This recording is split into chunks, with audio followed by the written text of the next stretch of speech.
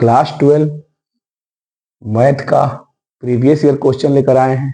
Vector है unit, इसमें कर है prove that given vectors are perpendicular to each other. Vector A given है 6i cap plus 3j cap plus 2k cap. B vector given है 2i cap minus 6j cap plus 3k cap and C vector है minus 3i cap plus 2j cap plus 6k cap. अब ये कर है कि एक दूसरे के परपेंडिकुलर है, ऐसा प्रूव करना है। तो देखिए बच्चों, सॉल्व करते हैं।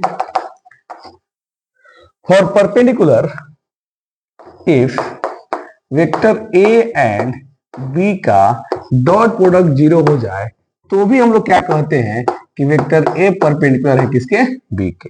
ठीक है, यही कंसेप्ट है, ये कंसेप्ट है। अब इसी कंसेप्ट को लेकर हम लोग आगे बढ़ेंगे और क्वेश्चन को सॉल्व करेंगे। ठीक है, क्या कंसेप्ट है कि दो वेक्टर का डॉट प्रोडक्ट निकालते हैं और अगर डॉट प्रोडक्ट 0 आ जाए तो हम लोग क्या बोलेंगे कि जो दोनों वेक्टर है एक दूसरे के परपेंडिकुलर है। ठीक है ना, तो चलिए पहले हम लोग ए और बी क्या कर लेते हैं।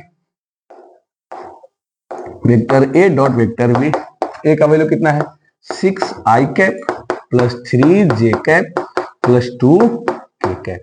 डॉट प्रोडक्ट ऑफ किसका, B 2i cap minus 6j cap plus 3k cap. हाँ, अब एक अगला कंसेप्ट हम लोग ये सीखेंगे कि अगर सेम वेक्टर का डॉट प्रोडक्ट करते हैं एक जैसा वेक्टर का, बोले तो i का i के साथ, j का j के साथ, k का k के साथ, तो वैल्यू क्या होता है बच्चों 1 होता है।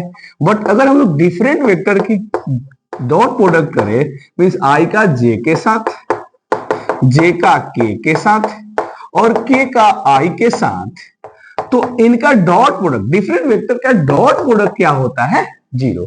मीन्स हम लोग अब यहाँ पे जब डॉट प्रोडक्ट करेंगे तो i वाला i के साथ, j वाला j के साथ और k वाला k के साथ, इतना ध्यान देना है बस। बाकी हम लोग i को j के साथ नहीं करेंगे, i वाला टर्म को हम लोग k के साथ मल्टीप्लाई नहीं करेंगे, क्योंकि हमको मालूम है डिफरेंट अगर टर्म्स हो जाते हैं, डिफरेंट यूनिट वेक्टर अगर होता है तो उसका डॉट प्रोडक्ट 0 होता है और सिमिलर वेक्टर्स के डॉट प्रोडक्ट 1 होता है। तो चलिए यहाँ पे करते हैं। तो 6 इंटू 2 कितना हो गया 12 और i 1 हो गया। फिर 3 इंटू 6, लेकिन 3 इंटू माइनस 6 है तो 18 और 2 इंटू 3 कितना हो गया 6। अब ये कितना हो जाएगा बच्चों 18 माइनस 18 क्या हो गया 0। तो क्या लिखेंगे here vector A dot vector B क्या है 0। Hence therefore vector A perpendicular है किसके, बी के। इसको स्टेटमेंट फर्स्ट बना लेते हैं। अगेन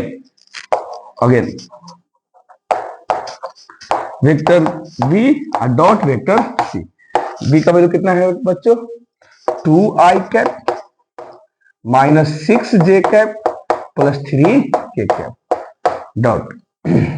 सी वेक्टर कितना है यहाँ पे minus 3i cap plus 2j cap अब प्लस 6k कैप। ठीक है, इसको अब मल्टीप्लाई करते हैं, इरेज कर दे।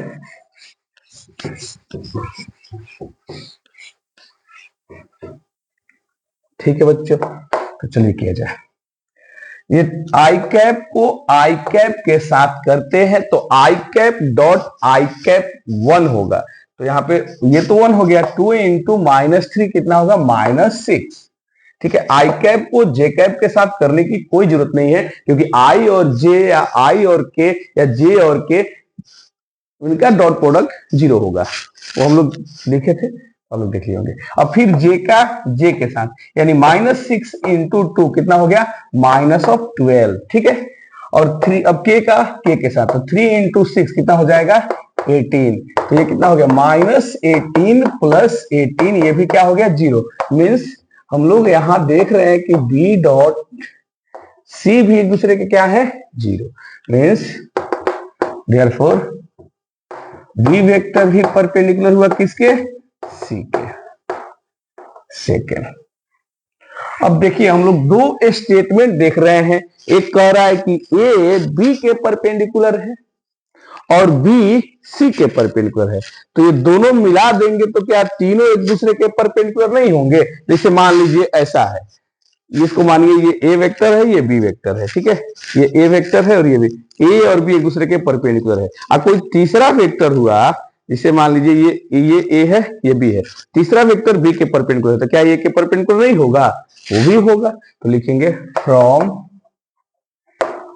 ए statement first and second vector A perpendicular vector B perpendicular vector C.